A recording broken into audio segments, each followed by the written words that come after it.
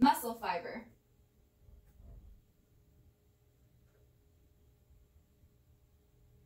This is a single muscle cell.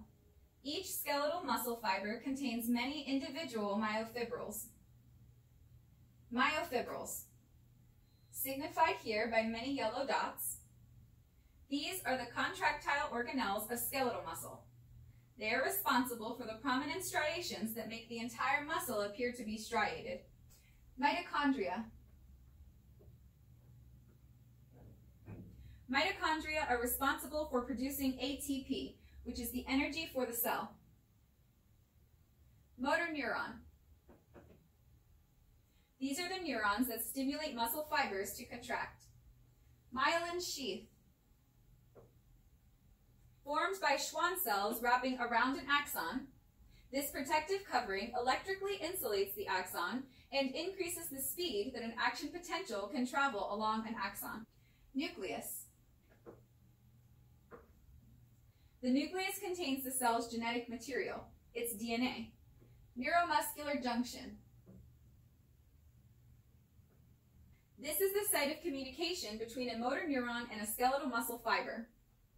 The synaptic end bulbs release neurotransmitters that cross the synaptic cleft and are received by neurotransmitter receptors of the muscle cell. Presynaptic membrane. Signified here by a solid white line, this is the membrane that sends the signal. This will be the membrane releasing the neurotransmitter across the synaptic cleft. Postsynaptic membrane. Signified here by a wavy peach-colored line, this is the membrane that receives the signal. This will be the membrane that contains receptors which will bind the neurotransmitters that have been sent. Motor neuron synapse. Signified here by the indented white space between the presynaptic and postsynaptic membranes, this is where the neurotransmitter is released from the presynaptic membrane and diffuses across the synaptic cleft to be received by the neurotransmitter receptors on the postsynaptic membrane. Motor neuron vesicles with neurotransmitters. Signified by little yellow dots at the neuromuscular junction, these vesicles are expelled from the presynaptic membrane via excitosis. Once expelled, they release neurotransmitters that will diffuse across the synaptic cleft and be received by the neurotransmitter receptors on the postsynaptic membrane. Myosin filament. Signified here by light pink, this is one of the two contractile proteins in muscle. Myosin are the thick filaments in skeletal muscle fibers and attach to actin when contraction takes place. Actin filament. Signified here by the color red, this is the other contractile protein in muscle.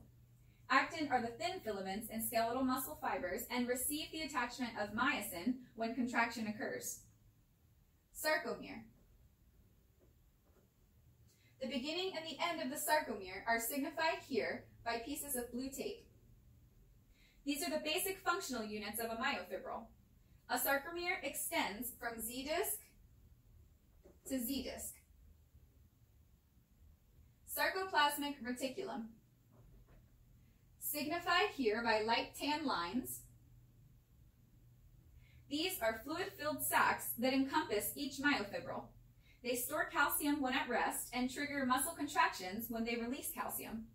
Transverse tubules, also known as T-tubules, signified here by blue lines.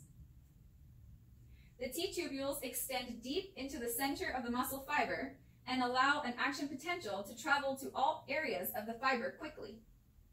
Muscle cell membrane. The sarcolemma is the plasma membrane of each muscle fiber.